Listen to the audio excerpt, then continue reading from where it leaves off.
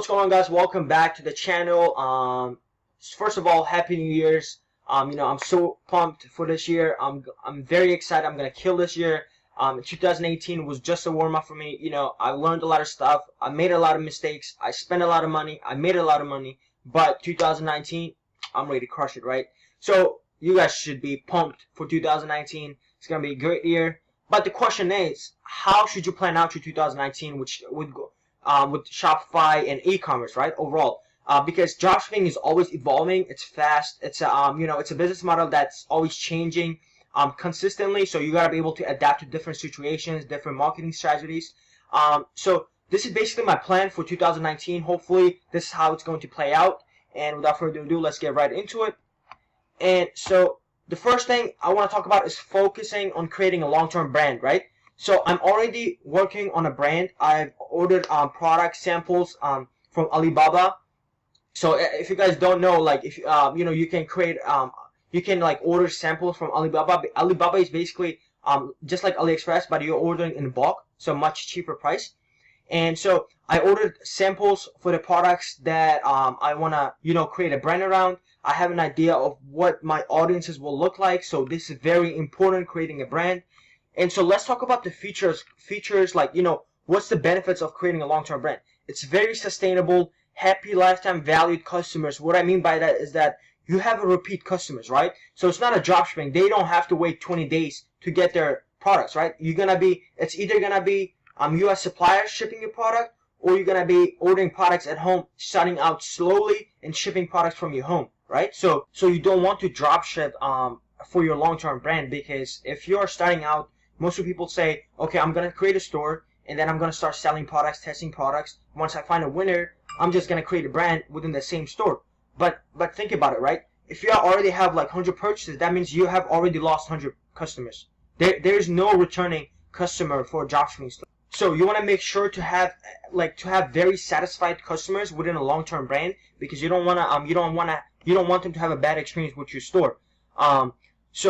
And consistent. What I mean by that is consistent is like, once you have a long-term brand, that means you don't even really have to advertise daily, right? So if you have a long-term established Instagram, Facebook page, all other platforms, which means people are gonna be finding you or organically, right?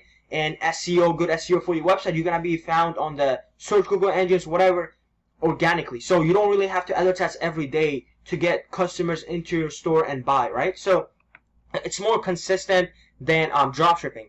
And most importantly, it's an asset, right? Dropshipping, I always debate that dropshipping is not an asset. Dropshipping store is not an asset. I see people selling dropshipping stores. I get it. There's like 10,000 email list, whatever that is in your store. You have a data behind your pixel.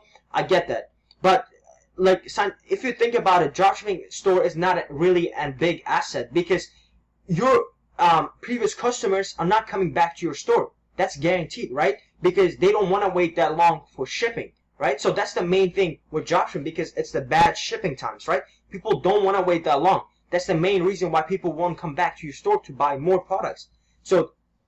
But if you have a brand and you're shipping from home, let's say your shipping time is like 4 or 5 days, that's perfect. Now you're creating a real asset that you can sell eventually after long time of years. So basically, that's my plan with my long-term brand.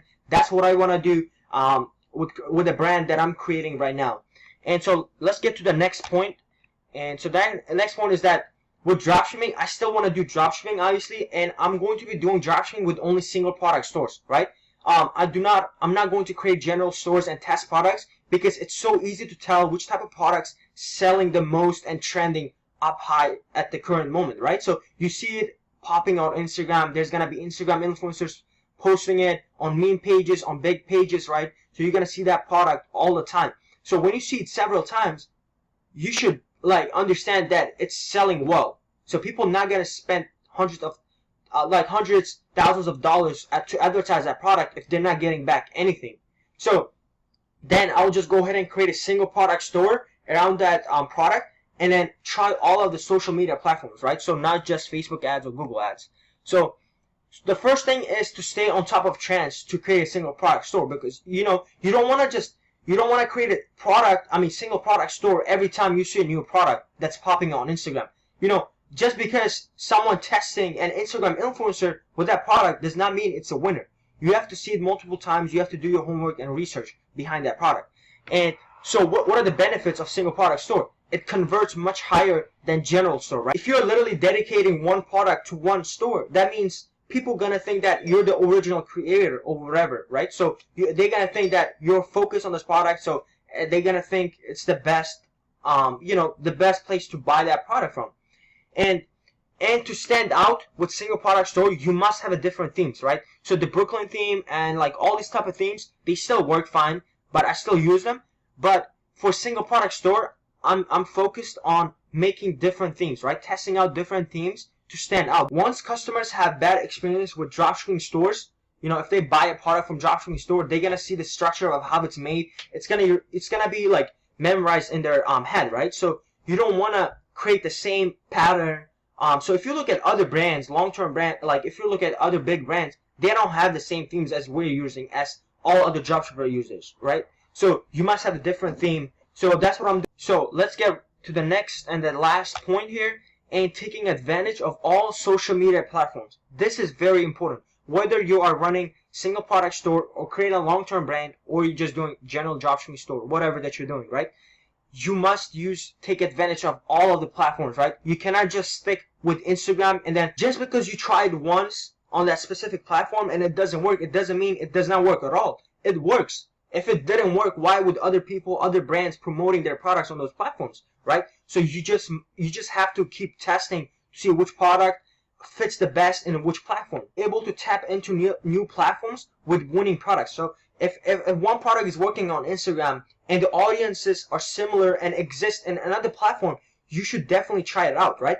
So what I mean by that is that if you're advertising a product on Google Ads or Instagram, or Google Ads or Facebook ads, right? So, and then the audiences are mid-age of 18 to 30, then Twitter might work for you, Snapchat might work for you, but obviously, if your target audience is above like 40, 50 years old, they don't have Snapchat, they don't have Twitter, right? Most of the time they don't. So you must be able to figure out which platforms fit your audiences and then try out that platform, right? You cannot just leave money behind. You definitely have to try all of the platforms.